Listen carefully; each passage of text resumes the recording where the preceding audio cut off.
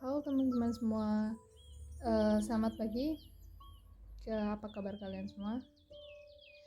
Di sini saya mau mereview sebuah buku judulnya Rich Dad Poor Dad. Ya, ini salah satu buku populer terbitan Gramedia. Jadi ini sebenarnya buku bestseller internasional, tapi diterjemahkan dalam bahasa Indonesia ya. Sudah diterjemahkan ke banyak bahasa juga. Buku ini menceritakan tentang sebenarnya ini buku pendidikan finansial sih, lebih ke pendidikan finansial tentang bagaimana cara orang kaya dan orang miskin memandang uang. Ini kan di sini ada dua sosok, ayah kaya dan ayah miskin, si Rich Dad dan Poor Dad itu.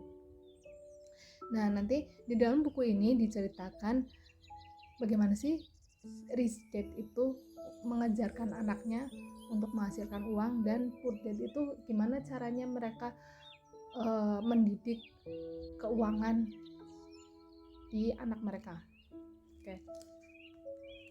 Kalau itu kita sebaiknya lihat daftar isinya dulu ya, biar tahu kilasan isi bukunya itu seperti apa sih.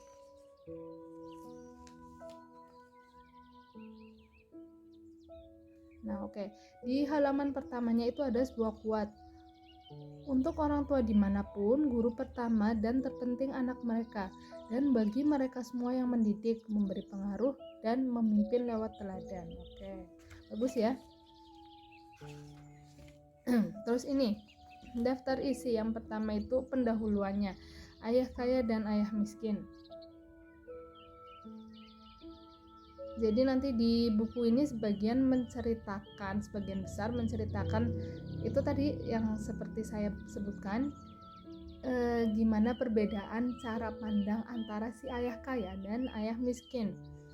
Terus untuk bab satunya ada orang kaya tidak bekerja untuk uang. Ya, ini saya memberikan sedikit kilasan ya, ulasan per babnya.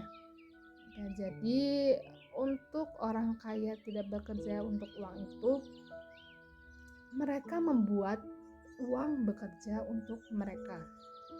Ya, penasaran kan? Ya, nanti bisa dicek di bab selanjutnya. Ya, yang kedua, mengapa mengajarkan melek keuangan?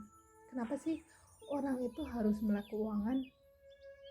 Ya, tentunya itu banyak sekali alasannya, dan itu tuh penting untuk kehidupan kita. Kenapa sih di sekolahan itu tidak diajarkan? Kan kita selama ini sekolah itu tidak diajarkan untuk menghasilkan uang. Padahal ya nggak dibungkiri nggak sih, uang itu salah satu hal penting untuk terus bertahan hidup, ya kan? Ya, uang kan memang alat ya,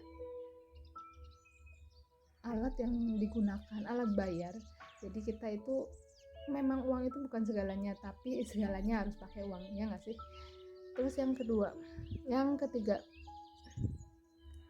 uruslah bisnis Anda sendiri. Ya, ini kira-kira nanti membahas tentang kenapa sih kita itu harus punya passive income. Kenapa kita perlu punya bisnis. Yang keempat, sejarah pajak dan kekuatan korporasi. Kenapa membuat korporasi, membuat perusahaan itu penting? Alasannya kenapa? Nanti bisa dicek di bab 4. Terus yang bab 5-nya, ini mengulas tentang cara orang kaya menciptakan uang. Jadi mereka itu tidak melulu dengan kerja. Kalau orang biasa, orang kelas menengah ke bawah itu kan fokus menghasilkan, fokus kerja keras ya. Bagaimana ilmu yang mereka didapatkan dari sekolah, ilmu yang mereka dapatkan dari sekolah itu digunakan untuk menghasilkan uang. Nah, kalau orang kaya beda lagi. Yang keenam, bekerja untuk belajar, jangan bekerja untuk uang. Nah, ini juga bagus. Yang ketujuh, mengatasi berbagai hambatan. Yang kedelapan, memulai. Ya, karena kan memulai itu penting. Emang dalam suatu hal, kadang-kadang yang paling susah itu bukan eksekusinya, tapi keberanian untuk memulainya. Percuma ilmu kita banyak, percuma kita banyak baca buku, percuma kita nonton banyak video motivasi ikut seminar keuangan tapi nggak pernah mulai.